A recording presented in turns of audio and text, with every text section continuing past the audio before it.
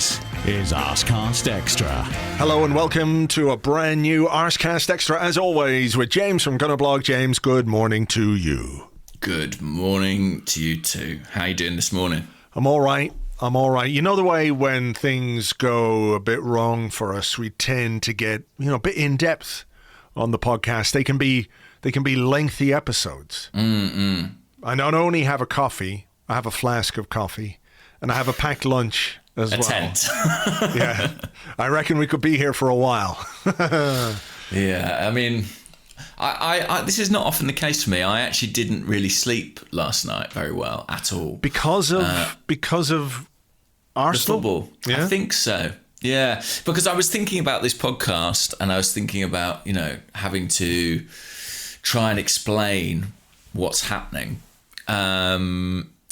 And I think it is difficult. I mean, obviously, people expect us to have an opinion, and that's our job to an extent. But I am kind of staggered at how we've ended up here quite so quickly. It is a pretty extraordinary collapse, I think. Yeah, by any standards, it absolutely is, and I think it is a difficult situation. I think if we were a different kind of football club, like, for example, if this were going on at Chelsea, right? We know what they would do. They would just, sack the manager, sack the head coach, and bring in a new one. They've done it when they've won things, but there's a structure at Chelsea, I guess, which enables them to do that. And at Arsenal, what gives me such pause for thought, I guess, is the lack of structure at executive level, at football, the football executive level, where somehow we've ended up with all of our eggs in the basket of the man whose job is under serious pressure because of what's happening on the pitch. We're again. Yeah, again. It is, yeah. The Chelsea comparison is interesting, by the way, because the reason I marvel at how quickly we've got here is obviously that it's not long ago we were at Wembley celebrating winning an FA Cup. But then, my mind does go to Roberto Di Matteo at Chelsea. He went in there and won a Champions League, was gone by the end of the year. And I can't lie. Part of me's thinking, are we in that boat now?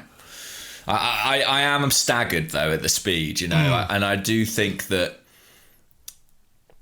it really is tricky, especially if you're somebody who, and I don't mind holding my hands up to this, I think people don't take ownership enough in football of opinions that they've held. My opinion was that Mikel Arteta was doing a very, very good job at the end of last season. And the speed at which my belief in that has unravelled, it's bewilderingly fast. That's what I'll say.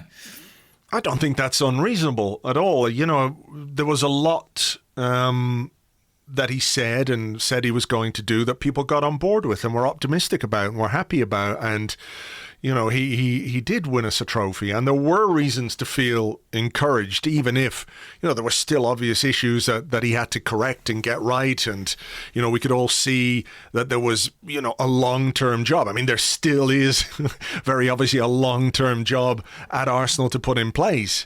But like you, I'm astonished at just how bad it's got, how fast, Yeah, I mean, listen, we spoke about the fixtures the other day, and we said, I said, I imagine we'll beat Burnley. And I was worried about what's coming this week, Southampton and Everton. I'm still very worried about those games. I mean, those teams are better than us at the moment. But to lose this match, and there are reasons that we lost it, and we will come on to those no doubt, it's very, very, very, very worrying. I mean, 4 consecutive home league defeats is a really appalling run. And if you can lose this game, I dread what other games you might be able to lose, Yeah. It's weird, isn't it? People, we've done these prediction things. Predict the next results if you can. It'd be pretty easy now, wouldn't it? I mean, we could do it pretty quickly, yeah. Well, I mean, I'm just looking at our Premier League. 1, 2, 3, 4, 5, 6, 7. 1, 2, 3, 4, 5, 6, 7, 8, 9, 10, 11. 7 defeats from 12 games. Yeah, I mean, we don't draw any games. Yeah. We've drawn 1, I think, and we've won 4. It is a really, really, really poor record, and one that cannot now be absolved by it's been a difficult fixture list, because we've lost 4 of the seemingly easier games. Yeah. Really, really bad. And like you, I don't have a great deal of faith in, the powers that be to guide us through this. Yeah. But I also think that there's I think with Arsenal, there's always a temptation to kind of explode the issue and talk about, it's the owner's fault, or if it's the chief executive's fault, or blah, blah, blah. But I do kind of think that we can't help but look at the fact that every single one of those Arsenal players, I think, is better than their Burnley counterpart. And they lost. Like, we are getting less than the minimum from the sum of our parts right now. Yeah. Whatever was working now isn't. And, it's hard to imagine that the training sessions this week and the team meetings and the discussion before the game did not centre around how bad things have been going and how poorly things have been going and how much we need a response and how much we need to perform and to stick together and pull together and demonstrate that there is some fight and some belief left in this team. And then, there are obviously reasons why the game turned out the way that it did that we'll get onto. But, it is really worrying. And again, this is part of the reason why I'm not torn is maybe the wrong word, but I feel like, okay, given the current form, there is a really good case to be made that Mikel Arteta could lose his job or should lose his job, right? That has been the case for football managers since time immemorial, right? Emery went through a bad period. There were lots of calls for his departure. This is very similar, if not worse, even if there are slightly different circumstances and slightly different context to what's going on. And I think you could say, if it happened, if he got fired, you couldn't defend it, really, could you? You couldn't say, well, they got that wrong. You couldn't criticise it. No, yeah. At the same time, though, I think it's possible to hold the opinion that it would also be good to get rid of quite a number of these players. And that whoever is going to take over from Arteta, if this mythical chop happened, is going to have to deal with some of the same liabilities that Arteta has been dealing with. And look, he's picking them. He's picking some of these players week in, week out. So that's on him. But I think you can... Yeah, that's why I'm caught between two stools in a way. Yeah, and I don't think that's wrong. I think that there are clearly two issues here.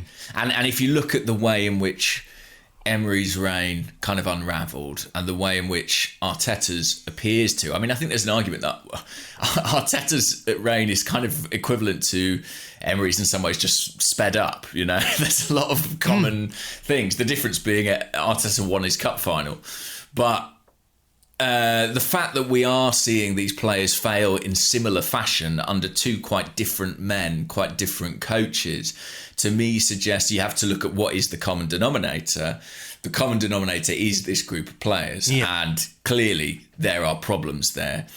And you're right, a long-term process of bigger churn, bigger change, it does need to happen. However, on the other side of that coin, I think at this point we have to question whether Arteta is the right person to do that job. Yeah.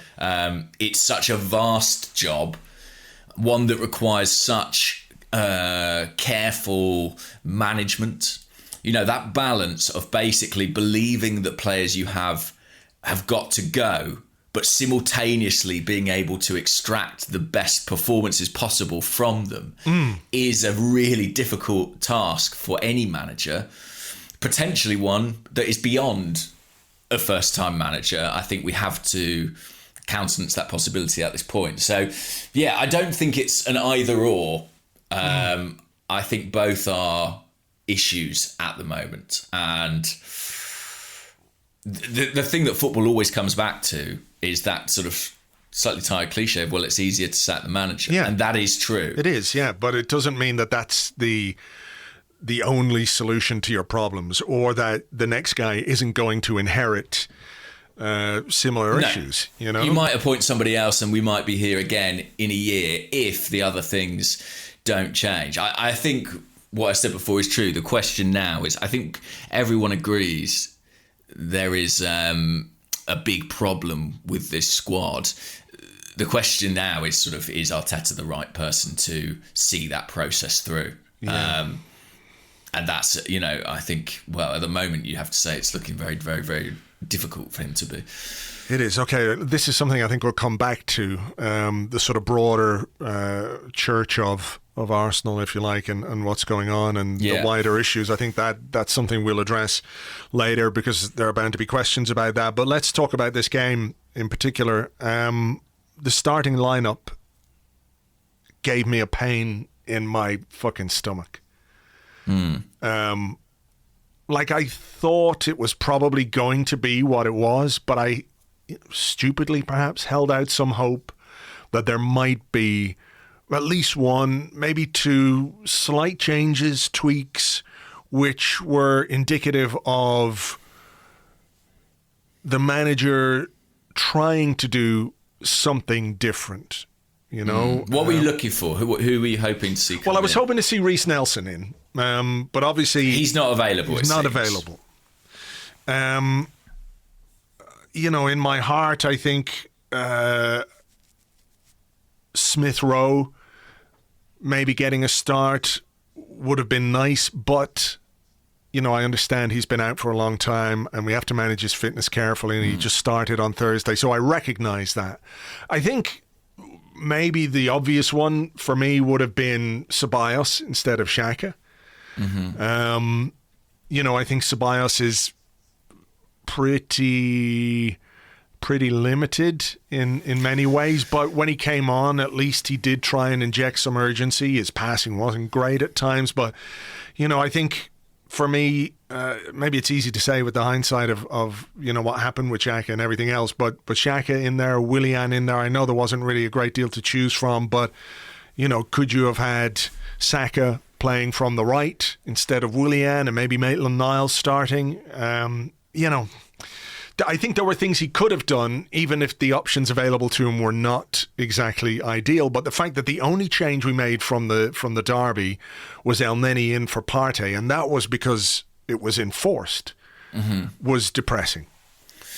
I think it is. I have to say, I think in the front 3 or 4, whatever you want to call it, I think his options were pretty limited. I don't think they trust Smith Rowe to start another game in as many. No, I understand that. That's why I said my heart was into that. My head, I understand why. And I have to say, I think the absence of Partey and Pepe, albeit Pepe not a player Arteta has ever seemed to particularly trust, I think his inability to pick either of these players in this run is killing him, basically. And I think it's, it's a disaster for him, an absolute disaster. I think it's a huge issue in this team and one we shouldn't overlook. But yeah, I think Xhaka is the one that, especially given what happened, people are going to look at and say that was a strange call. But it's one we knew was coming. He didn't pick him in the Europa game, and that tells you what he's going to do. But I think Ceballos is an alternative. Maitland-Niles is an alternative. We said on here a couple of weeks ago kind of that we thought we were witnessing sort of the end of Granit Xhaka at Arsenal, and it feels like his Arsenal career is kind of in the death throes, and nothing that happened last night changes that, And if anything, it just sort of seemed to confirm it. Yeah, it was was just so fucking stupid, wasn't it? It really was. The worst part, I don't know if there is a worst part. They're all just bad. But, in the context of our current situation, when we've been in this terrible run where we needed just a win. Mm-hmm. We just needed a win. We didn't actually need to play well, really. No. I mean, it would have been nice, and obviously I prefer it if we play well. I can't quite remember the last time we played well. Was it maybe Fulham on the opening day in the Premier League was perhaps the last time we actually played well? But we just needed a win. We could have scraped a goal in the 84th minute, as has often happened against Burnley. We score late and wreck their heads, Also, the fact that we had been much better, I think, in the opening part of the second half. The first half wasn't great. There were a couple of little moments. There was a Lacazette chance, wasn't there? There was a Gabriel chance. So there were some moments in the first half, but I thought in the opening 10 minutes or so of the second half, there was more about us. Whatever was said at halftime seemed to work.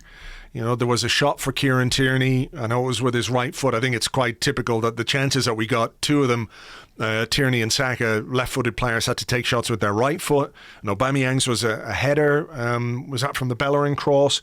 We were beginning to put a little bit of pressure. And one of the things we don't do very well as a football team is maintain pressure on the opposition, because we're a bit stop-starty. There isn't enough relentlessness, if you like, about the way that we play the game in the opposition half. We don't push them back a great deal. We don't pepper the goal with shots. But in that 10-minute period, I thought, okay, we're better. We're more lively. Maybe that pressure will tell, and we'll get a goal from somewhere. And, Burnley are a team that don't score. I mean, we fucking scored for Burnley yesterday, so to do what he did in the context of our overall run and in the context of the game was just fucking...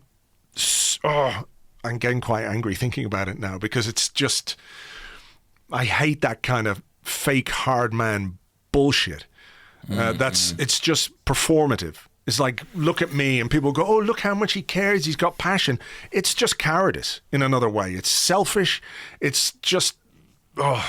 It really is irritating, because it was so pointless, and, to quit on the team, because that's basically what that is. It's kind of quitting on the team, and to grab the throat of a guy who was actually trying to do him a fucking favour, by pulling him away and stopping him getting involved, like quite why that Burnley guy was doing that in the first place. If it was just me, I would let Granit Xhaka implode, whatever the fuck. If I was an opposition player, I'd just let him on. Do what you want to do, mate, because you're going to get a red card or a second yellow or whatever it is. It just compounded the fucking stupidity of it. Yeah, I think stupidity is absolutely right. It was incredibly dumb thing to do. And I have no doubt it cost Arsenal this game. I don't think Arsenal lose this match with 11 men on the field, especially given the way they started the second half. I like your optimism there. I mean, I think we're quite capable of doing that. But yeah, I know what you mean in the context of this game. I think they would. I think they would have taken something. I'm not saying they would have steamrolled Burnley. Sure. No, I get it. I think it costs Arsenal the game. I think it's that big a deal. I think it changes a lot, and it's incredibly stupid. I don't know what else to say about it, really. It's just real idiotic moment, isn't it? I suppose what I think is like, why is, it's very easy for people to go, well, that's Xhaka. He does that. I would say that isn't true entirely. Like, I'm more inclined to look at it and go, well, why did Pepe headbutt someone a few weeks ago and now he got Xhaka grabbing someone's throat? I sort of feel more inclined to say, what does that say? Rather than, the fact Xhaka sent off for the first time in 3 years. What do you think it says? The players are unhappy. The players are really unhappy. The players are pissed off. That's what it says to me. Like, that speaks to me to a latent frustration within the group. Well, not that latent, to be honest. It's just coming out. Maybe I'm wrong, but that is not normal for two players to do things like that in the space of a few weeks. Oh, well, that's not happy camp. Well, there were two players who did it last night in the space of a few minutes, because El Neni did something similar just a few minutes later. I think after they had a corner, he put his hands in the face of whoever it was. I can't remember now. I mean, I thought that was a very, very weird incident, I have to say. Well, it was stupid from El Neni. It was like he looked at what Xhaka did and said, "Oh, that's how you do it. I'll have a bit." And of again, that. For El Neni particularly, as for with Pepe, out of character, you would have to say. He's not like typically a sort of combative, snidey kind of player. But it was ridiculous. I mean, you look at what he did, put his hands in the guy's face, the guy fell over, then he threw himself to the ground to make it look like there was some kind of clash of heads coming together. It was pathetic. Absolutely just pathetic. And I think you're probably right. I think it does stem, which isn't to excuse it, by the way, it probably does stem from some sort of frustration, overall, whether it's to do with the manager, the team, they're unhappy with everything. Who the fuck knows? Maybe just because they're not winning games and not playing particularly nice football. It can't be much fun to play football in this team. There's just no. And we should talk about the type of football that we played. But yeah, I mean, I'm not absolving Xhaka. I don't think he should be in the team. I don't think. I think what he did is sort of dreadful, really, unacceptable, to use the term that Mikel Arteta was prompted to use in his press conference last night. But I guess I look at it from a wider perspective, and I'm also deeply concerned by seeing players kind of... I mean, I mentioned this in my post-match video, but my brother texted me and was like, Arsenal's players look like they're sort of going mad. and I kind of know what he means. This is weird behaviour. This is not people who are content in what they're doing. No, not at all. And maybe that's fair. Some people would say, well, they're losing. Fair enough, but I don't know. I don't know why. I just know what I see. Where does that leave Xhaka now? Because my first, thought is just fucking get rid of this guy. Get rid of him. I'm not saying everything that's gone wrong at Arsenal is down to him. Clearly, that's not the case. There are myriad issues and wide-ranging issues. But I think he is in some ways emblematic of the decline. He absolutely is. Since he arrived, our trajectory has been, in Premier League terms, because I know we've won some FA Cups in which he has been involved, and credit to him for his part in those performances to help us win. But in Premier League terms, our trajectory since he arrived, since he became pretty much the mainstay of our midfield, has been downwards. Yeah, and Sorry, I just think that the wider kind of story coming out of the game that you have to think, and maybe it will be the story of Arteta's downfall at Arsenal. Time will tell on that front, but I think is one of misplaced faith, is one of putting too much faith in the wrong people. And actually, I mean, as I said, I don't want to go too macro with it all, but I mean, that is probably the case at Arsenal more generally. But in terms of the squad itself, Xhaka, as you say, was headed for the exit this time a year ago. Arteta kind of talked him round. Not only did he talk him round, which was arguably a pragmatic move to get Arsenal didn't have money in January last year, really, and he had to try and make the best of what he had. I could understand that. But not only that, he kept him beyond the summer. He's made him an important part of his team. He's effectively one of his leaders. The faith that's been placed in other players in this squad, in Willian, in, I don't know, David Luiz at a certain point, in Lacazette to an extent. Lacazette That's and not Aubameyang, yeah. And that's not to be sort of like super critical of Lacazette. I don't think that Lacazette has been a bad guy, if you know what I mean. He hasn't been a bad influence or anything like that. But, when you play him in the role in which he was played last night, you're asking too much of that guy. He can't do it. I mean, there was that moment where he could have played Aubameyang in, and didn't make the pass. I'm not saying it was an easy pass, but I think, somebody better in that position would have been able to find the pass through to Aubameyang. So, putting faith in someone to do a job that they're not necessarily capable of doing. So Luiz, for example, was a disaster class at times last season, conceding a record number of penalties, red cards, and he gets a new deal, new contract, and. So yeah, I do feel like that is maybe one of the themes of how it's gone wrong for Arteta, is that he. And I don't know if it's because of his own inexperience, but it has felt in some ways like he has clung or put great stock in some of the more experienced members of the squad. And I don't think that faith has been repaid. And I think he should have known better in some cases. For sure. I mean, where does that leave us now, in the sense that, is this the game in which he says, well, right, fuck it. I've given these guys every chance to play for me, to perform for me, to repay the faith that I've shown in them, and they can't do it, or won't do it, or whatever it might be. And, that's not to say that he doesn't have a part in it, because, he picks the team, he, makes the tactics, he shouts the orders from the sidelines for them to do exactly what he wants them to do. I don't know if it's because there were some people there last night and maybe there was a bit more noise, but maybe has he been a little less Sergeant Majorish on the sideline in the last couple of weeks? I don't know. Wasn't there last night, so hard for me to say. Hard for me to say. But I mean, so yeah, we've got Southampton on Wednesday. So what does he do? I mean, does he pick Willian again? Does he pick... Well, I mean, he can't pick Xhaka. He can't pick Bellerin because they're both suspended. So at least two changes are enforced. But, they're...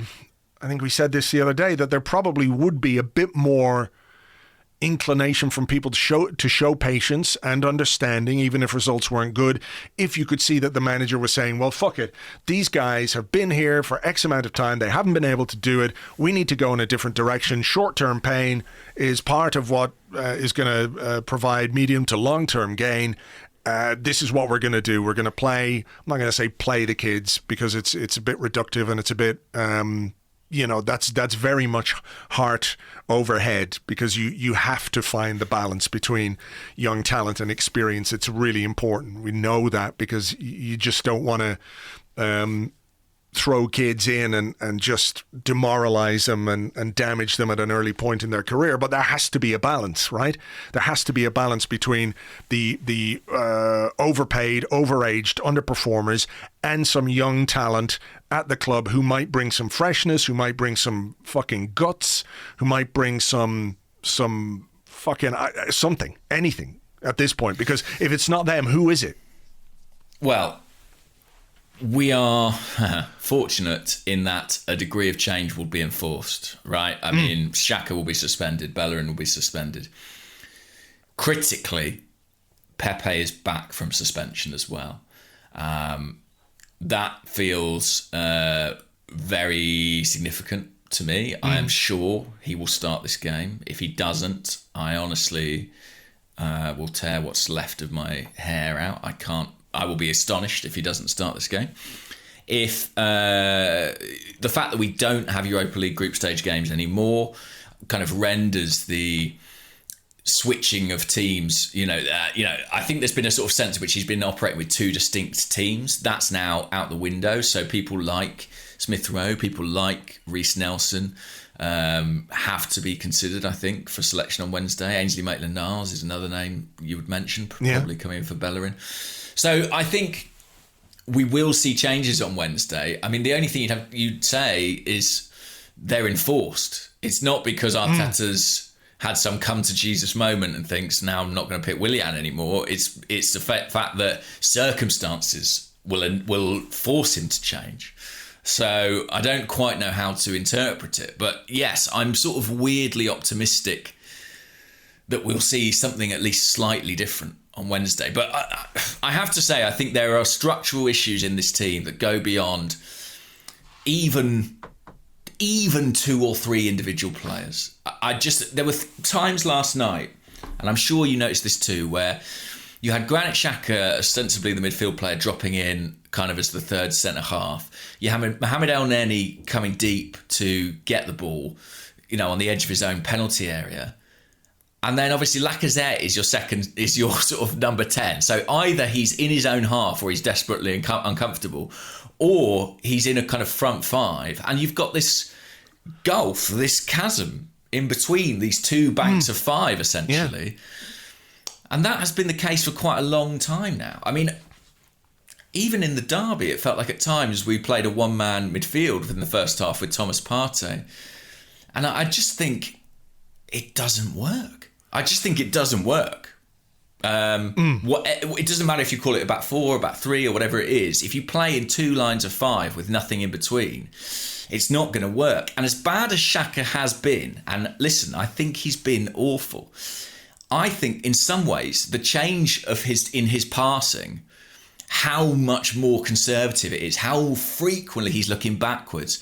I think in some ways that is the canary in the fucking gold mine, because if there was anything he could do before, it was play the ball into dangerous areas between the lines.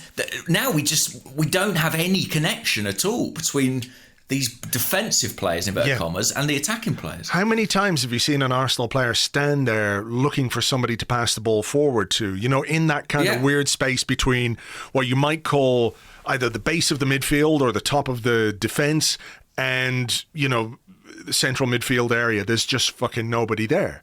There's nobody there. I mean, last night there was a moment I wrote about it on the blog this morning where Xhaka dropped back as the sort of middle centre half where you might see a sweeper. He was deeper than Gabriel and Rob Holding. And the person dropping into the deep defensive midfield position is Alexandre Lacazette. To pick up a ball, he turned, beat a man, and then played a pass directly to a Burnley player.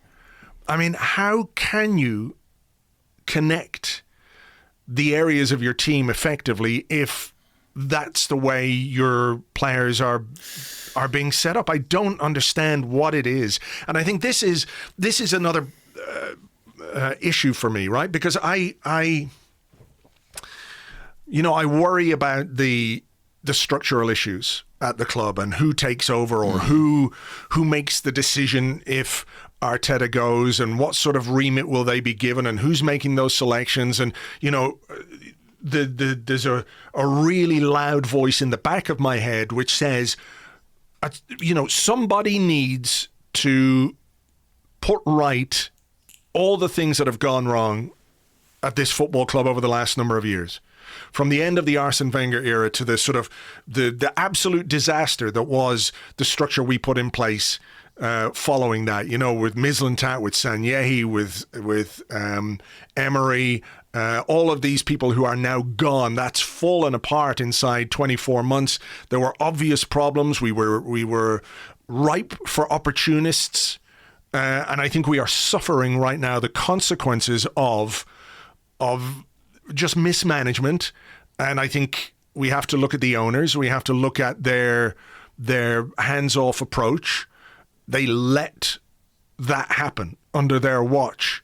They let Arsenal be picked over like vultures. We're the carrion, and the vultures came in and just did what they want. And this is what we're left with, right? And at some point, somebody has got to put it right. Somebody's got to put in place the structures. We need to improve immeasurably in how the club is run. Decision-making from top to bottom from a football club, from a football perspective as well, right? And that's where I think some kind of continuity is important at some point. But it's got to be the right man. And if there were enough positive things about the football that we were playing and the way that the team was performing, even if results weren't great, and you could see a plan, you could see a style of football, you could see an identity emerging, if we were making decisions which made sense for us in the long term instead of trying to hodgepodge and fudge our way through with short-term decisions to try and get us back to where we think we should be, when in reality we are so far away from that. It's all a mess. it's a mess. It is, and this is where I'm not torn, but I feel like the issues go way beyond Mikel Arteta. I think there's a lot to do at this football club, and somebody has to do it. I'm not saying it has to be him, but somebody at some point has to do it. Like, if you take Arteta away, what have you got? Edu. If you take Edu away, what have we got? Per Mertesacker in charge of the academy? But that's a different thing altogether. Playing Game Boy in the stands. Playing Game Boy, yeah. He was, probably playing Plague Inc. on his phone, looking for a vaccine for Arsenal, you know? Yeah. Do you know what I mean? So this is where the difficulty, or the maybe our problems are just so multi-layered. It's impossible to see the light at the end of the tunnel, if you like. I think that's true, and I don't deny that. I think that there are clearly big problems at Arsenal. I don't think, however, that they are to blame for how badly the team is playing. No, I don't. That's what I'm trying to say. Those separate, they're separate things. Like if yeah, exactly. They are separate. In some ways. I mean, obviously, the decisions that we've made in the transfer market, some of which are down to Arteta as well. We have to acknowledge that, some of those, there have been some good things as well. Let's not ignore those. But, we are, I think, reaping the consequences of what we've done and what has been done to us by certain people over the last little while. Yeah, I'm wary of being too revisionist, because I feel like there's this thing that happens with Arsenal where on the day after transfer deadline day, everyone thinks we've done really well. Mm-hmm. And then a few months later, we all go, that business was all a disaster. And I think that that's a bit... It's the prerogative of the fan. The fan can always change their mind and there's no consequence to it. But, I don't think Arsenal's summer business, was unilaterally bad. I mean, they bought some good players. They fixed some problems. There is no excuse, I don't think, for this squad being as low as it is in the table and losing as many games as it is. And I think if we were getting, as we were in Arteta's first few months in the job, more from these players, mm-hmm. I just feel like all that other stuff fades away. I really do. I just think, where you are, it all changes the framing of it. It's like when you win the FA Cup, it's like, oh, wow, it's this a brave new Arsenal. And, we've moved on from Sanyeyi and we've got a fresh start. You lose a few games and it's like, now the structure is a problem. Now, actually, it's Stan's fault. But I do kind of think, isn't it just about winning games?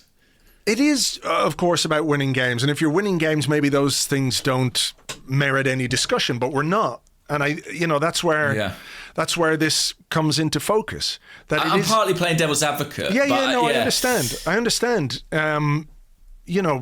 But it is very difficult to look at the way we have been run in the last number of years and not draw some correlation between what's happening now and that, which isn't to absolve Arteta of his role in it. He's picking some of these players. He is limited in terms of what he's got to work with. Mm-hmm. I think we accept that. There's a time issue as well, where you say he's only had one transfer window, really. And a couple of the players that we brought in that transfer window are good players. We like Gabriel. We like Thomas Partey. Willian is the meatloaf signing, because 2 out of 3 ain't bad. But yeah, I don't know. I'm just I don't know what to think.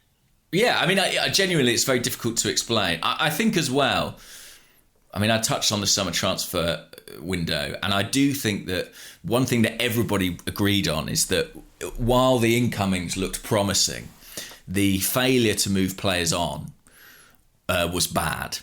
And I actually think Arteta is paying for that now.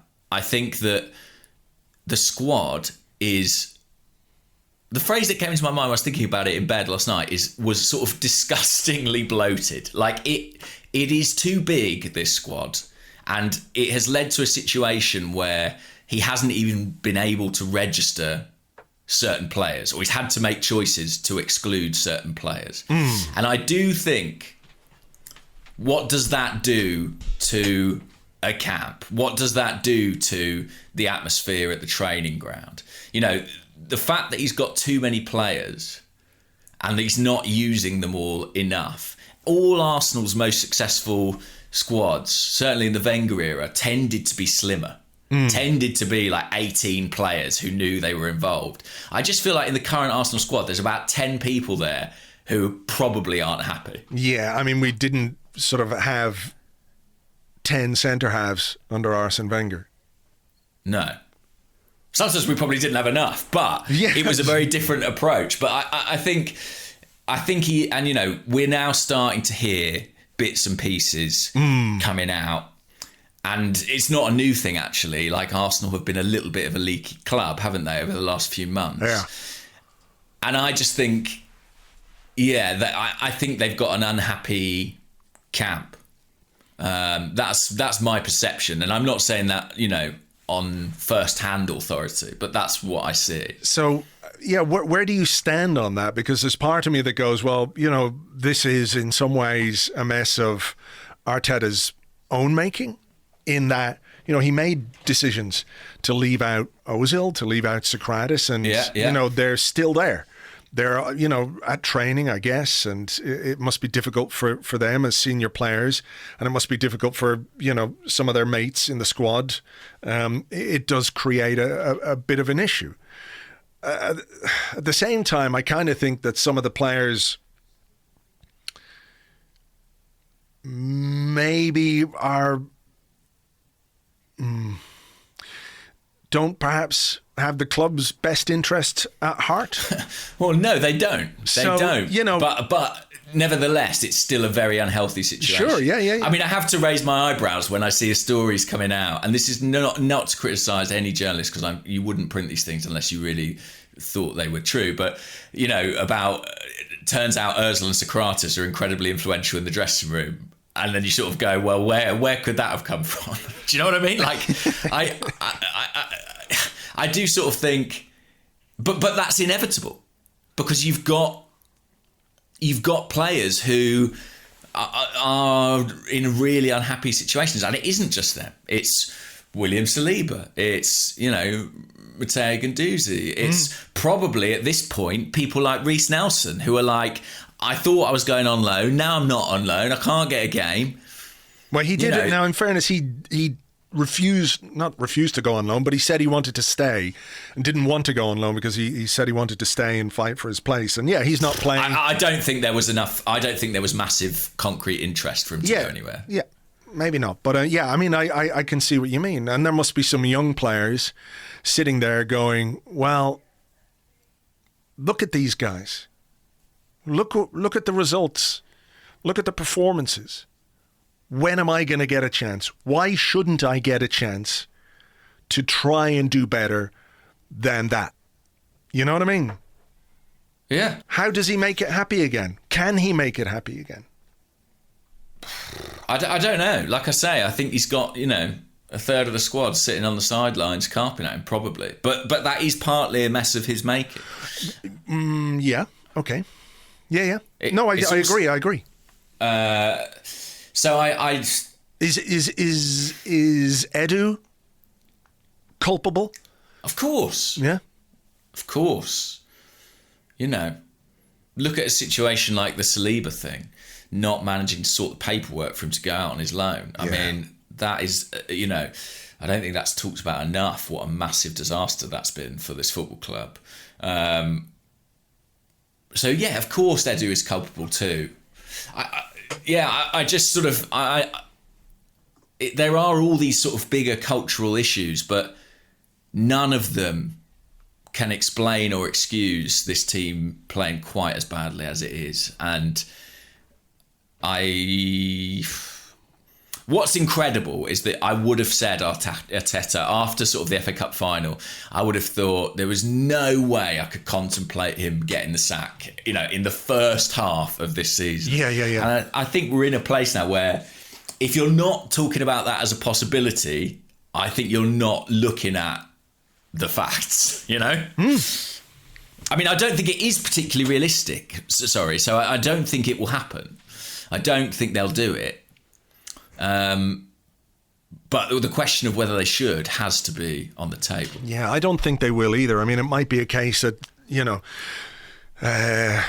is it Arsenal holding their nerve?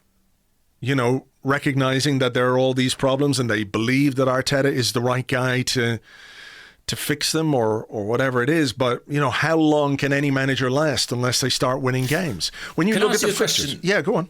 Sorry, why do you think Arteta's lost the goodwill of the fans quite so quickly? Because looking at my social media, and listen, social media is not always the best barometer, he really, really has. Yeah. And I am interested as to how and why you think that's happened. I think it's because when he took over, he was very specific about, what he wanted. And he talked about culture, and he talked about non-negotiables, and he talked about, everyone getting on board with the way we want to live. He didn't just say work or train. I think that was the phrase he used. And when you look at the team and you look at some of the players in it, you look at some of the issues that have happened, it feels like, as I think we were asked a couple of weeks ago, some of the non-negotiables feel pretty negotiable. Yeah. So I think there's that sense that he has, maybe because he's had to compromise, on those ideals. Like if Guendouzi's out on loan for disciplinary issues, which I think is we can all understand. I mean, it is a funny situation in that, Guendouzi scored a goal, I think, at the weekend for Hertha Berlin, and everyone's posting the thing on Twitter going, oh my God, we should have Guendouzi back. And it's like, well, that's the first goal he scored in 2 years? Let's not pretend that's the thing. And there were disciplinary issues.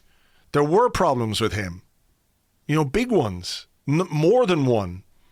And the decision to sort of send him out on loan, whether we could have got a fee for him if we'd been better in the summer, that's another question. But, okay, do that, deal with that. But there are just too many mixed messages, I think. Right, yeah. That's what I think it is. Hypocrisy? I don't know if it's hypocrisy. Like, I think there might be something different between, what a player does in training, if they work hard, if Arteta sees a player work hard week in, week out, every day on the training ground, I think he's going to be inclined to pick him. But performances on the pitch don't seem to apply the same way, if you like.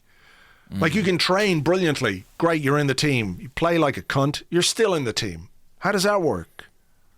I think that's kind of what it is. I mean, I can't speak for anybody else. No. I'm just interested as to your opinion. But I just think that, one of the things that I had a lot of sympathy for, and maybe still do have sympathy for Arteta, is just the sheer volume of shit he has had to deal with since he took over.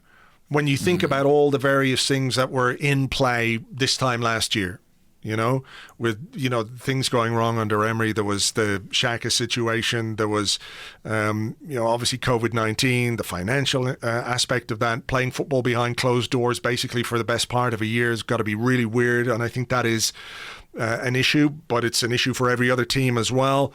I did have sympathy for that. The fact that the previous director of football, did deals which seemed to benefit the players that he brought in, and maybe the agents that were used far more than they benefited the team, right? All of those things. But there have also been just quite a lot that Arteta seems to have created himself.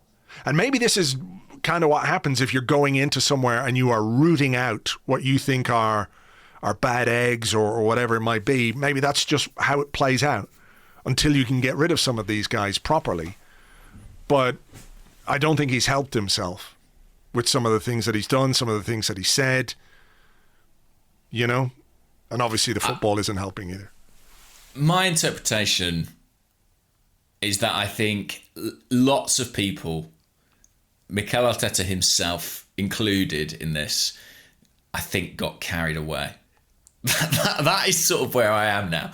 I think that he managed to get a few performances out of a group of players to help them win the FA Cup.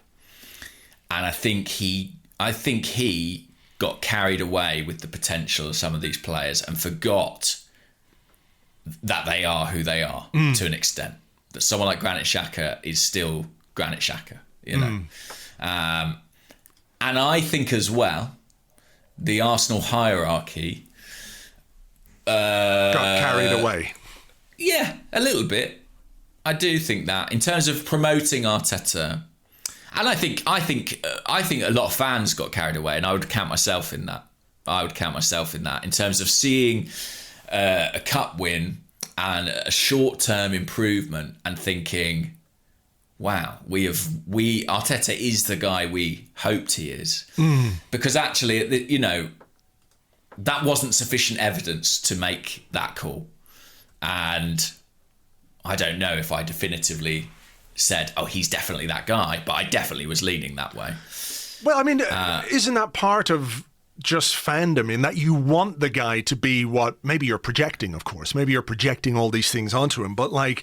Yeah, I'll give every manager... We want him to be good. We look at the positive things he does and we take encouragement and optimism from them. And we look at some of the other things and we think, well, he can learn from that or he could do better. I think that's part of it. You want the guy to be good. It's like every time we sign a player, you go, great, I hope this guy is fucking good. I really want him to be good. Mm-hmm. Yeah. And unfortunately, that's not always the case. No, exactly.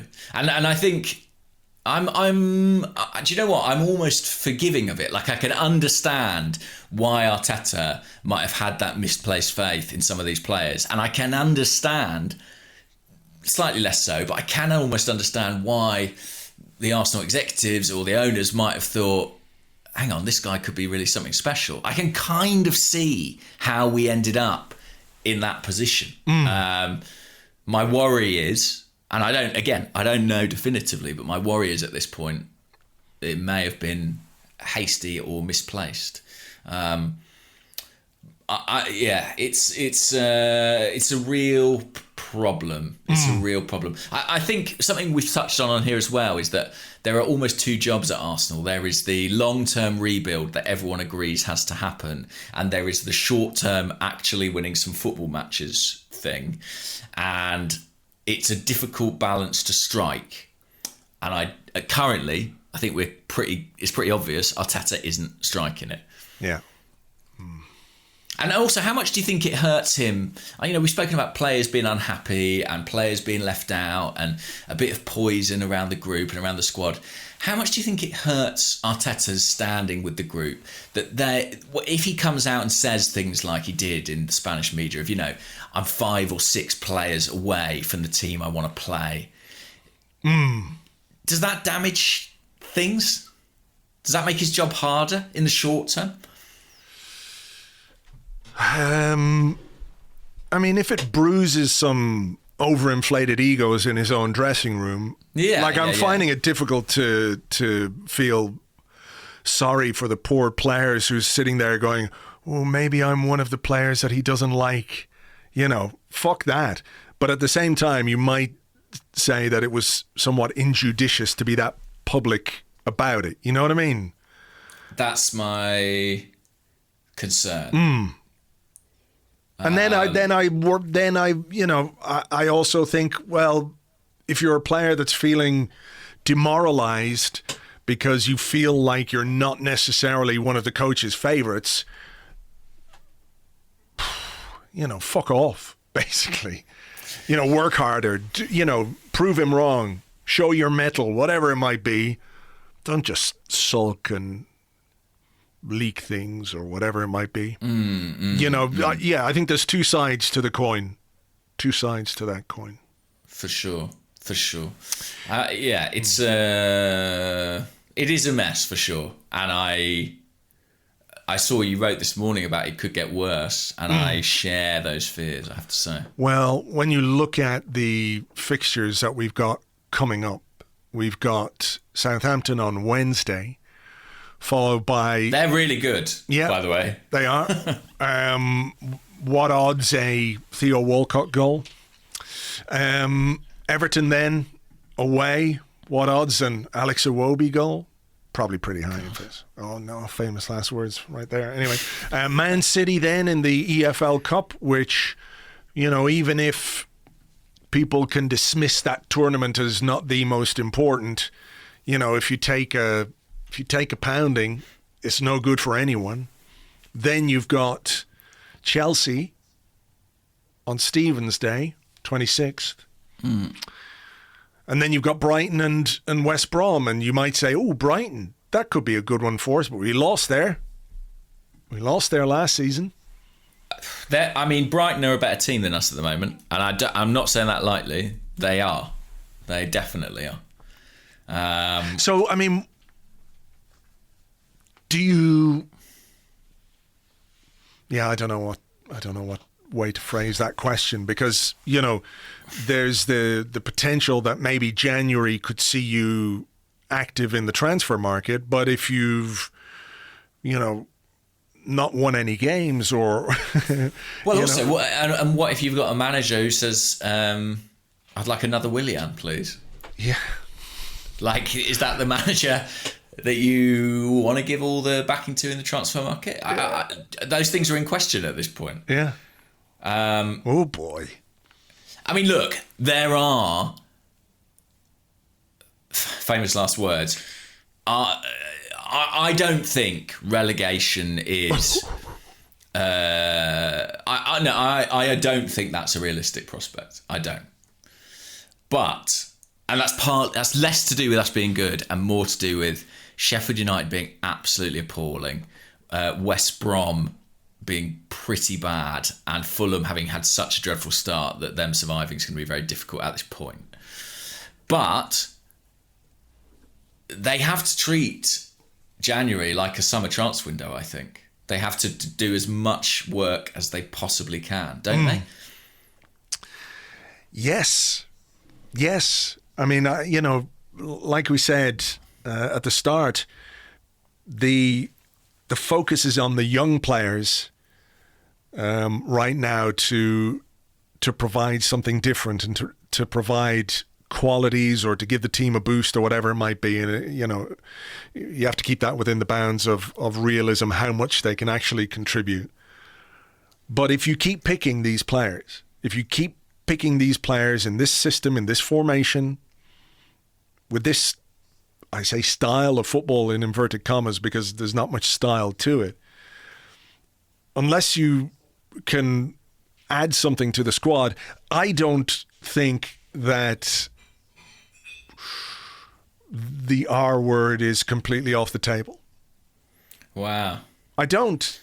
Well, look at the form. Yeah, maybe I'm being naive. I don't know. I just... 1, 2, 3, 4, 5, 6, 7, 8. So we've taken 4 points from our last 8 games. Yeah, I say Fulham start's bad, but it's only 5 points off us. Yeah, So then you come back to the question of is he the guy? Is he the guy you want to give the money to? Is he, what's he going to do with the players that he brings in? What players are you going to bring in? What way are you going to strengthen the team? How are you going to spend money that will make what he is asking them to do radically different? What is an Awa going to do to this team if he is just sort of isolated the way other players are isolated? You know what I mean? Exactly. It's not going to change anything. If you just drop in one midfield player and we keep doing what we're doing now, I honestly don't think it will change that much. I think I think we have to rethink how we're approaching these games. And I think what it basically comes down to is that a lot of teams in the Premier League play with like a low block defence, particularly away from home. And Arsenal have just not at any point under Mikel Arteta demonstrated they have a solution to that problem. Yeah. And it's worrying that we don't seem to be getting closer. If anything, it feels like we're getting further away. And we've got a manager who now is feeling the pressure and slightly flailing. And I think one of the in terms of sort of why goodwill and positive sentiment towards him has evaporated so quickly, I genuinely think that part of it is that where do you derive your hope from? Because he has no track record. So no one can mount an argument of... Yeah, he'll turn it around. We've seen him famously, do it before. he turned it around. Exactly, yeah.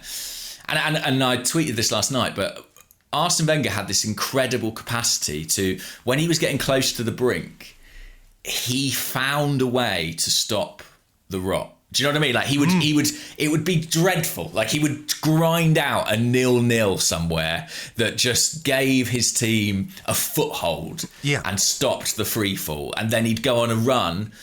He seemed to follow bad runs with good runs. He would, find a way to just grind out points in a way that showed such survival instinct on his part.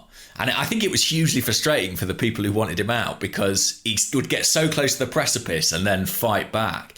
And we don't know if Arteta has that capacity. And that, I think, is why hope has evaporated so quickly, because there's no proof. Yeah. I mean, the evidence suggests that he's kind of not. But then we don't have... what's the word I'm looking for? A big sample size, when it comes to what he does and how he reacts in adversity. Because this is basically, I know he had some difficult results last season. I mean, in one way you could say perhaps after we lost to Brighton and after we lost to Man City and he went to that, the three... Yeah, the three at the back, and subsequent to that, we only lost two games. True. For the rest of the season, True. So there is that, but it's how muddled has it become? Yeah, and we've been in this kind of holding pattern for a while now. It was Leeds, wasn't it, that he kind of mixed it up and changed things, brought Joe Willock in, put Aubameyang up front. When was that? That was a few games ago now. Yeah. That was in November, right? And so it's not managed to stop the rot. I thought of something then, but it's gone now. Yeah, I worry for him. And I have to say, looking at him, listening to him, he's under intense pressure at this point.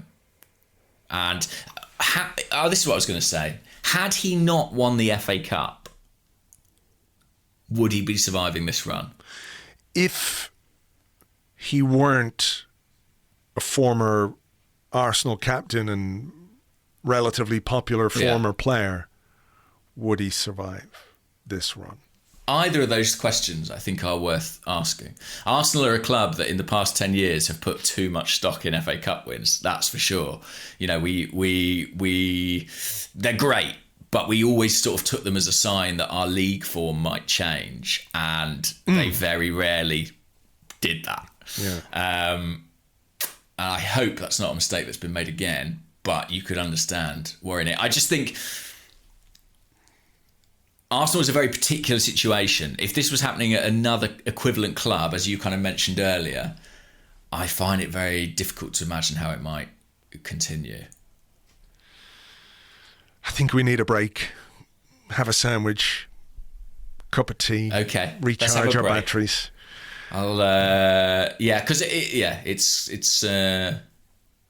I'm just mumbling now. Let's have a break. Yeah, we'll do that. We'll come back with your questions and more in part 2 right after this.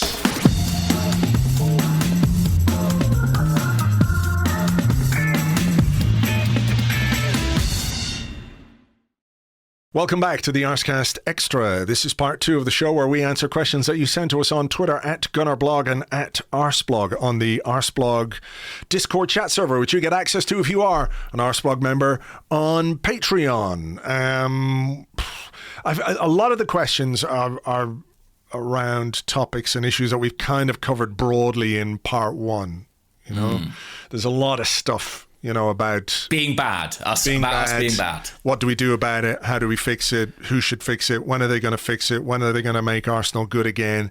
When are we going to stop being such absolute twats?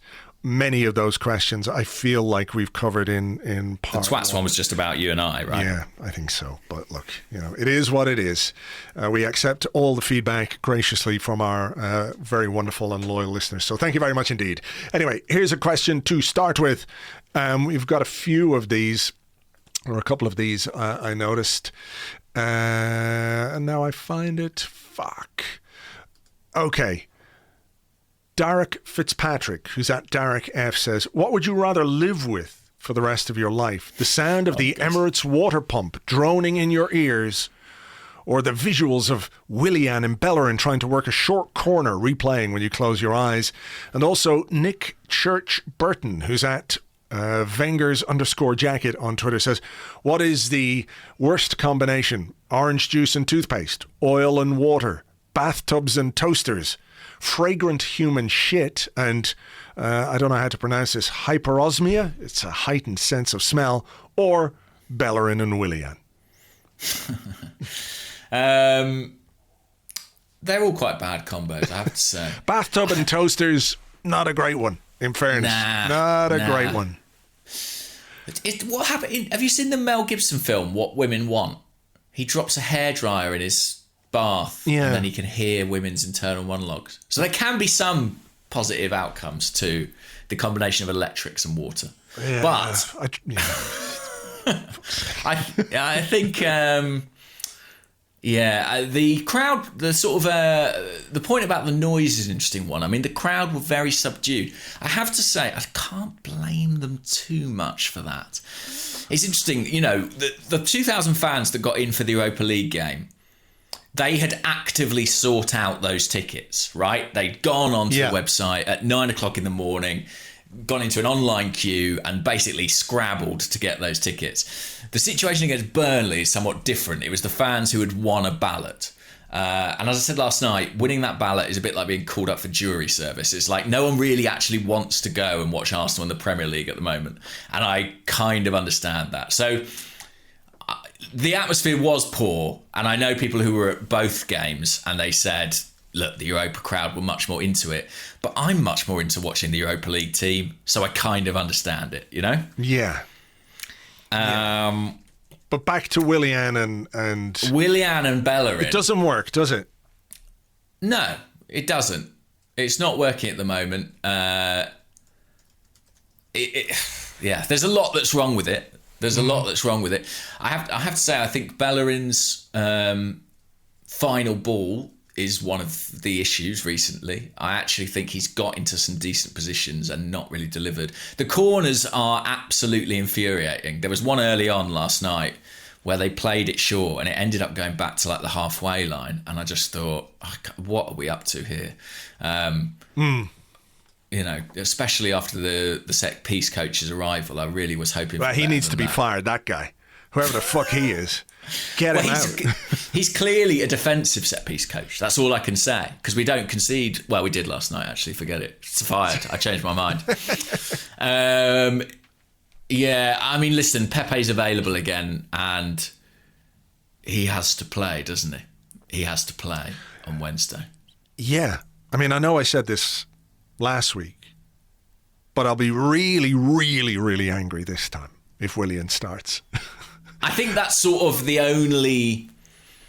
last excuse, isn't it? You know, not having Pepe available. But once he is available, that's got to be.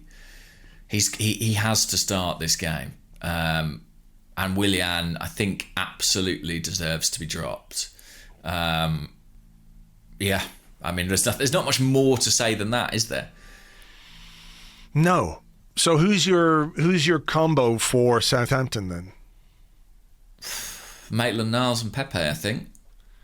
Do you fear it could be Cedric and Pepe? I do fear that. Do you think it could be? I should be fair there. The only way in which I'd be okay with that is if it meant Maitland-Niles was playing in midfield. I could kind of live with that if Maitland-Niles was playing central midfield. I think in the absence of Thomas Partey, I think we could really do with someone with the athleticism of Maitland-Niles in midfield. So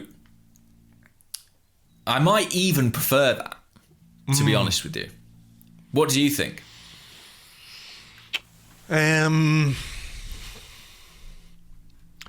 look, I don't think either Willian or Bellerin have covered themselves in any glory in recent times. It is not a combination that works particularly well. I know it won us the penalty at Old Trafford, but it's really about the only time I can remember them combining, well of late. Maybe they did for the Fulham game, I can't remember, but, it's not working at the moment. Cedric and Pepe could be, maybe Maitland-Niles in midfield. I just feel like Arteta is almost dead against the idea of Maitland-Niles in midfield unless it's part of that back three formation where he uses him on the left-hand side and tucks him into a midfield position. But it's not really a starting central midfield position, Yeah. Yeah. I think my hunch says it will be Cedric, whatever happens with Maitland-Niles. I just think Arteta might make that call. And I think especially with Pepe starting, he might think, I'll go with the more natural defender. I don't know, but that's much. The thing is, I think Willian and Bellerin, I think it's nearly worked at times. Like, if I think of the Spurs game, I think Bellerin got into some really good positions, but I think he didn't deliver there. And that's been the frustration for me. Yeah, I mean, look, he's forced to change it, isn't he? As we said in part one, he's forced to change it. So it'll be really interesting to see what he comes up with. Probably Willian playing in every position. 11 Willians. Yeah. Willy. Wow, yeah. I mean, there are other words for that piece of anatomy that would be more appropriately shouted at him from the sidelines. Winkle. What about this? Gary Hunt at Mulchi says, just how lucky are Arteta, Xhaka, Willian and others that there are no real crowds? The reactions they'd be getting and the increased pressure they'd be under would be massive at this point. Yeah, I guess you could say it was lucky. I did hear some boos at the end yesterday, and I was kind of glad that there were some fans there to express that sentiment. Not that I'm sort of advocating for 60,000 people booing or whatever it is, but, when you lose your fourth, home game in a row, you're not going to get applauded off the pitch, are you? That's human nature. Yeah, I guess they are a bit lucky. And will continue to be a bit lucky because, they're not going to get that many people back in the grounds that quickly. Anytime soon. No.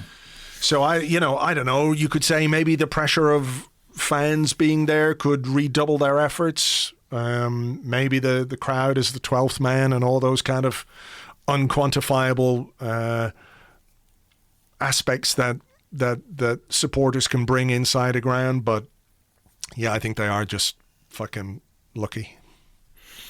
Yeah. Your go. My go. Okay, let me have a look here. Okay, Sunny Cool on the Discord says, Arteta was a lot nicer about Xhaka and his red card than he was about Pepe and his red card. Why? I think this is an interesting one because most of us felt that the way Arteta spoke about Pepe in the immediate aftermath of that game was not right, the degree to which he sort of hung him out to dry. And I think Arteta kind of knew that too, because he seemed to row back on it a bit in his subsequent press conferences. So while I understood the desire for him to treat Xhaka as harshly as he did Pepe, I also want Arteta to learn from his mistakes. Do you see what I mean? So there's kind of a balance to be found there. I did think he was a lot more forgiving in his tone. And I think that isn't a great surprise if you look at the esteem in which he holds both players judged on their selection. And, I don't want him to say he let the team down about anybody. No, but I think he can. I didn't have an issue with him saying that it was unacceptable from Pepe. Nor did I. I didn't have that problem. And I think, he did. Was he prompted to say it by Jeff Shreves in his interview? He kind of was, yeah. So he didn't appear to be as furious with Xhaka as he was about Pepe. There was a sort of an interesting idea that, maybe football managers are in some ways harsher on the guys who have the most talent, who they feel perhaps are underperforming, or, you know what I mean? They're a little bit harsher with them. They push them more because they feel like they're capable of more. So, when Pepe does something like that, he feels like he's let the team down or whatever it is. And maybe with Xhaka, it was just like, well, yeah, what can you expect from this guy? But I don't know. I think there's an element of unconscious bias to it, and I think that he is someone who's been a big supporter of Xhaka and someone who's not been a great proponent of Pepe, certainly in terms of picking him. So I think inevitably that influenced how he perceived the situations. And I also think Xhaka, as we've expressed, he's someone who kind of, on the outers at least, seems to show indicators of spirit, indicators of courage, those kinds of outward displays of character in a way that Pepe doesn't. And I think that Arteta, rightly or wrongly, buys into some of that. That informs how he perceives those players. I think I think it was telling, actually, that he did talk about it in a very different way. And I think it was more than him just trying to correct course after lambasting a player publicly against Leeds. I think it does speak to, a little bit of favouritism. And we're seeing a bit of favouritism in the selection. Yeah. It's tricky. There are so many questions. What about... can I do this question? It's not really about Arteta or anything, but I think it's worth doing because I'm sure there are people out there feeling similarly. So Ralit on Twitter says, can you suggest some coping strategies for dealing with this? All jokes aside, this is genuinely causing me levels of depression and anxiety. Oh, fucking hell. I'm very sorry to hear that, genuinely, but I'm not sure I'm best placed to advise anybody on mental health issues, and I mean that really sincerely and seriously. I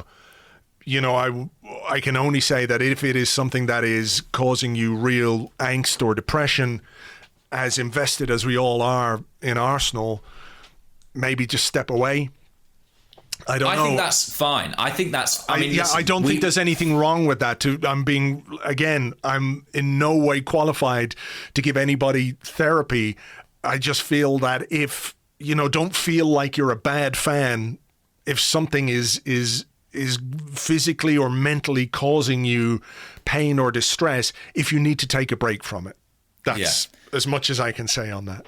Yeah, no, and listen, the only reason I bring it up is because I'd seen a couple of questions of that nature, and I guess given the wider context of the world, there's a lot, there's a lot of reasons people might be feeling not great, and I think it is worth saying. I mean, you and I are basically obliged to be here doing this, but if you're not, live your life. Step away from it. Do you know what I mean? It's absolutely okay to do that. Yeah.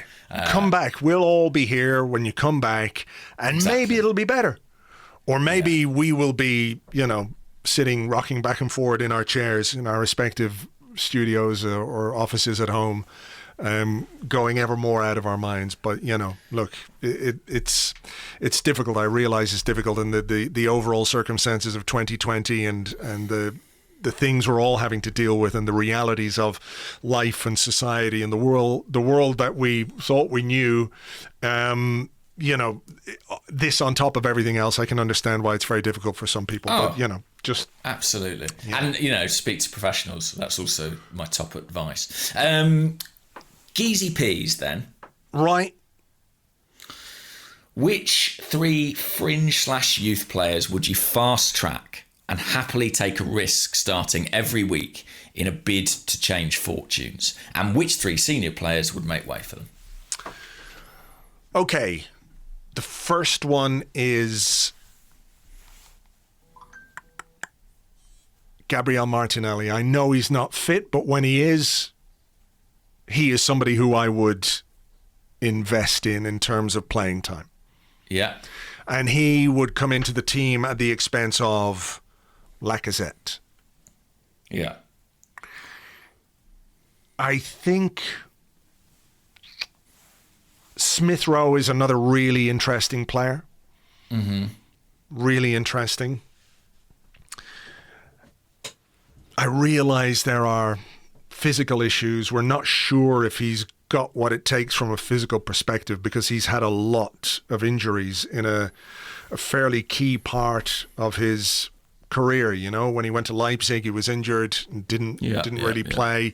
He had a good spell with Huddersfield and did well there. And, if he can survive the rough and tumble of the Championship, then, he can probably deal with the physical nature of the Premier League as well. But I don't know that he's quite ready to start week in, week out. But he is the kind of player that I think this team is missing to an extent. So he would come into the team. Quite where you play him, I'm not 100% sure. But if you were to play him instead of Willian, I wouldn't have any complaints whatsoever. And if he was potentially part of a midfield 3, assuming you had the right kind of base, if you had a 2 maybe sitting and 1 ahead in that kind of a role, I think he could be very interesting. So he's one. He's another one. Who else? Can I suggest one? Yeah. I'd say Saliba. That's a great shout. I hadn't... not that I didn't think of it, but he just was sort of so far in the periphery of my thinking when I was thinking about the young players, because he just hasn't been involved. So would you play him ahead of Holding? Yeah, I think I would. I mean, if the question is, you're taking a risk and you're sort of attempting to change fortunes or build for the long term, I think you've got to look at him as a massive asset that we have to try and get something out of. And I think the use of him so far has been, a complete catastrophe. I understand there's some outside factors in that, but clubs handled it poorly. And I think, I think I'd throw him in and see, we're getting indications from him that he's not happy, aren't we? Like little bits and pieces coming out on social media, from his Instagram interactions, things like that. Yeah. That suggest this is a guy who's pretty fed up. And you can understand that. I mean, God knows how he feels about his decision to come to London at this point. It's cost him a cup final. It's cost him 6 months playing time. It's not been what he dreamed of. So, listen, I would include him in that as well. And I agree with you on Martinelli. I agree with you on Smith Rowe.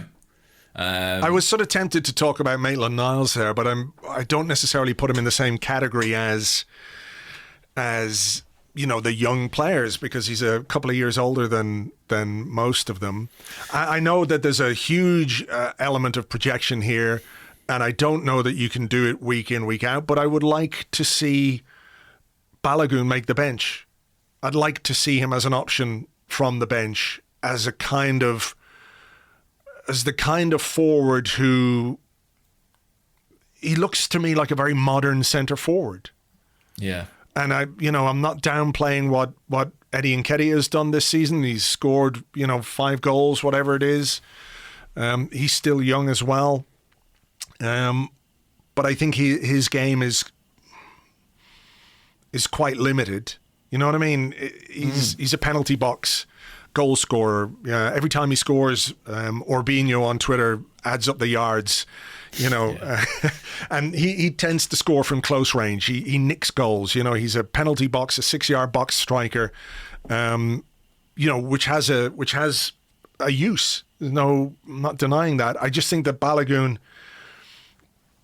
looks to have a much more rounded game. And if you're talking about getting young players into the team, even if he's not going to start, have him on the bench. When you need a goal, bring on a young striker who can run, who can hold the ball up, who can turn, who can finish, who's got physical presence, who could ask some questions of the opposition team. So he'd be one. And I have to say, listen, I know there are mitigating factors, but we are getting, fuck all from Aubameyang at the moment. We really are. He's just not in games. It's just not even. Did he? He scored an own goal last night, but apart from that, barely saw him. Yeah. Did he have a shot? He had the header, didn't he? He had the header, yeah. There's a great stat, actually. It's James Bench tweeted it last night. I don't know if you saw this. It was about the percentage of Aubameyang's Premier League shots that are headers. Yeah. So over the last 4 seasons, it went 3%, 6%, just under 10% last season. And now it's, 53%? Well, it's 21%. Right, okay. And actually, it was 6.5% pre-Arteta taking over. So since Arteta, it then went up to 13% in the second half of last season, and now at 21%. That's not playing to his strengths. So I think that's a good shout. Why not? Basically at this point, my attitude is sort of, why not? And anything changes as good as the rest for me. Yeah. Anyhow, what is your question? It's my question. Okay. Cluck the rotisserie chicken on the Discord says, if you have to look at Arsenal from a glass half full perspective, are there any positives you can take from the last few Premier League games? Is there any hope at all for Arteta and the Arsenal project? I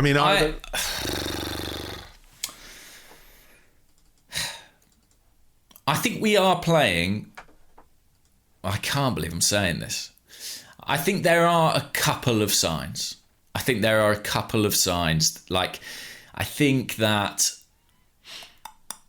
It's slim pickings.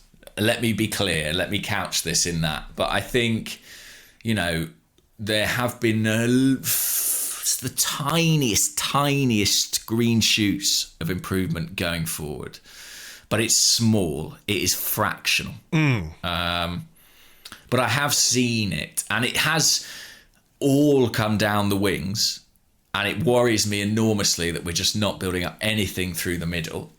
But in terms of getting down the wings, the frequency with which we're getting, say, Kieran Tierney into decent crossing positions, and it is almost exclusively that, has improved a little bit. That is the kindest I can be about it. What about you? I suppose the fact that we took 18 or had 18 attempts on goal is an improvement based on what we've done before. Especially spending half an hour with 10 men, yes. Yeah. There were chances last night to score a goal. Lacazette should have scored in the first half for me. Yeah, I think he should have done better with the one that, we worked the ball nicely. I think it was a Tierney cutback, was it? And he sort of hits it kind of straight at the keeper. Yeah, a bit toe pokey or something. Gabriel scored from that position against Wolves. He can score there. Yeah, but I'm not going to sort of say the reason we lost the game was because one of our central defenders didn't score a 10% chance or whatever it was. I don't know what the XG is for a chance like that, particularly headed. So I'm not going to go to town on that miss. The opening part of the second half was I don't know if it was good or if it was just better. You know what I mean by that?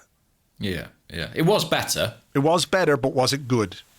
Not sure. Don't think it was great. That's the thing. The better is, obviously nice, but if the bar is so low that better is still not that good, then you've still got a problem. You know what I mean?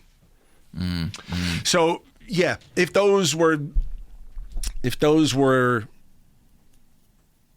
the straws I'm clutching at, that's about it. I do think this sort of Lacazette and number 10 thing, I do wonder if in years to come we'll look back at it in the same way that we do kind of Andrei Arshavin as a sole striker. Is it the modern equivalent of Abue being a pass master? I mean, possibly. This guy, if you think of a number 10, what you want from them, well, there are different things you want, but one of the things you want, I think, is a level of technical security. The guy playing as our key playmaker had a passing accuracy on the night of 66%.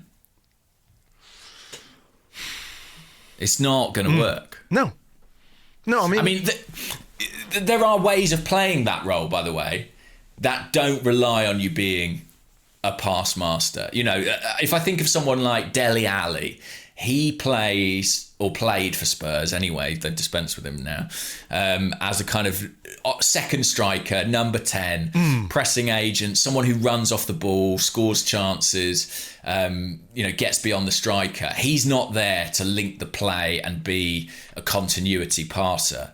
But what's weird is that seems to be what we're asking Lacazette to do. He's not playing it like a second striker, really. He's dropping into his own half. Yeah. Deep lying playmaker, quarterback kind of stuff. That's not his game. And look, I can't fault his effort. And at Europa League level, he had a good game in one game doing it. But it's not the answer. It's not the answer at Premier League level. It isn't. No. It isn't. Question from the Discord. Okay, Nedge 89. What do you make of the reports regarding David Luiz and Arteta? If true, surely this is where Edu has to step in and back Arteta in front of the players. Either you play for the coach we've hired or you're out. I mean, it is one of the warning signs of the apocalypse, isn't it? Yeah, that'd be a bit awkward for Edu, wouldn't it? Having to, choose between one of Kia's clients and, the man who's in charge of the football club. The reason he's still in a job, yeah. I mean... Well, I mean, what do you make of those reports, and what could that signify? Well, I know that Chris Wheatley wrote about them for Football London, and I think Chris provided that information in good faith. I know There was a very strong denial, wasn't there, from we assume from Kia, a spokesperson. I think it was from Kia and the club, but that's not unusual at the moment. When things are said about Kia, this is how he tends to react. There was a weird kind of phrasing to the denial. Should we have a look? It says, David Luiz strongly denies this story about him and Arteta and insists he has a good relationship with Arteta and wishes nothing but success. That's kind of the thing you say when you're leaving, where you've left, isn't it? It is, yeah. It's a bit weird. Now, maybe it's just a, poor turn of phrase. Look, I think... I'd be a little bit surprised, only because they seem to be quite close previously. But we know... Well, Luiz has got a fucking track record. He's got previous. He's got a lot of previous. And like you say, Chris would not report this, unless he had good reasons. Exactly. And look, while I think Arteta is under the microscope and under a lot of pressure, if someone like Luiz, who he has backed publicly, penalty after fucking stupid penalty, he got a lot of support from Mikel Arteta. If Luiz has turned on him, I feel like it kind of says more about Luiz than Arteta, which isn't to say Arteta doesn't have issues. Of course he does. But, yeah, I don't know. I mean, it doesn't augur well when there are stories about dressing room discontent. No. It really doesn't. No. And that's another straw on the camel's back that is Arteta's current situation. Yeah. What do you think? There have been problems with Luiz at Arsenal in the past over his contract renewal. He was very frustrated that was left as long as it was because he felt he'd had assurances that it would be extended for the second year. And that created a lot of tension between him and the hierarchy, as you could put it. But tension between him and Arteta would be a new thing. And I think that would be a really bad sign. I don't know that to be true definitively, but I think it would be a bad sign. Like, I think Luiz, talk about people who are influential in dressing rooms, David Luiz is one of those guys. And look at his track record at Chelsea. When he turns his back on a manager, it doesn't end well. For the manager. Yeah. Well, he's never been at a fucking club like Arsenal before. True. Yeah, he doesn't know how long this could run. But and it's one of the reasons I think Mourinho sold Luiz at Chelsea quite swiftly. He probably thought, I don't want this, not this guy. Around but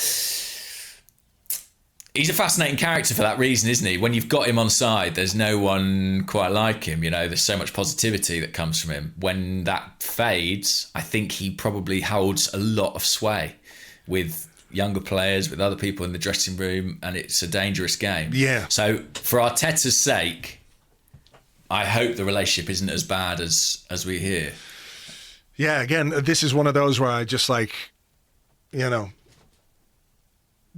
kind of positivity or that kind of character that it's conditional, Surely when the chips are down, this is when you want the big guys standing up and trying to be positive and trying to bring about a change. But, it's quite interesting that he wasn't available. Maybe that cut on his head was much worse than we thought, but there was some talk of him being available for the next game. Yeah, it must be a bad cut. And now he hasn't been seen in 2 squads in a row. So it'll be very interesting to see if he's involved on Wednesday. Because, look, I don't think Holding was particularly bad or anything like that against Burnley. I thought he did all right. I think Arsenal missed Luiz, though. I do, actually. I don't think he was the problem. You think we missed the passing? Yeah, I do. Not that Holding passed poorly either. No, there were a couple of good balls actually. There was one into Saka in midfield, which Saka took very well. And can I say, well, going back to the question about things to be positive about, Bukayo Saka is one of them, because yesterday I felt, particularly after we went down to 10 men, he took on real responsibility and tried to make things happen. And I agree with that. I think he showed a lot of character. Yeah, I do think it's worth looking, and I know this is in the context of a team that is dramatically underperforming. I do think he's not producing end product either in this team. He's got 1 Premier League goal, 0 assists. So even our bright spot ain't getting it done. Yeah. And I think that tells you something. Have you got a question there? I haven't got ages more time, by the way. Sorry about that. Well, look, I think probably we should leave it there because I've got to get this uploaded and a little bit of editing to do, and the people want to hear it. They might regret it. By this point, they might be regretting having listened. But yeah, I think we leave it there because we're not sort of getting anywhere new. And we'll see, obviously, what happens on Wednesday night against Southampton. So yeah, look, the answers to all our questions, sadly, we don't have them, but hopefully we've done our best. I don't know what else to say. what I just this club. I mean, I just can't believe how they managed to keep being a crisis club. It is extraordinary, their capacity for crisis. Let's leave it there. There's another game coming up, isn't there? There's another game, yeah. Well, let's hope, keep everything crossed that we can, actually win, score a goal. Nice. Is that too much? Score a goal even. Just score a goal. A goal would be great. Yeah. A goal would be nice. It's going to be a big ask against Southampton. So, look, we'll deal with that a bit later in the week. As ever, thank you very much indeed for being here. We know it's not easy. These are difficult times. So we appreciate your support, your listens, your likes, your Patreon subscriptions, your reviews on iTunes and all of that stuff. We really, really do appreciate it. So thank you for being with us. It means a lot, and we will catch you on the next one. Until then. Bye-bye. Oh, I can't even say goodbye. Right. Do it. Bye.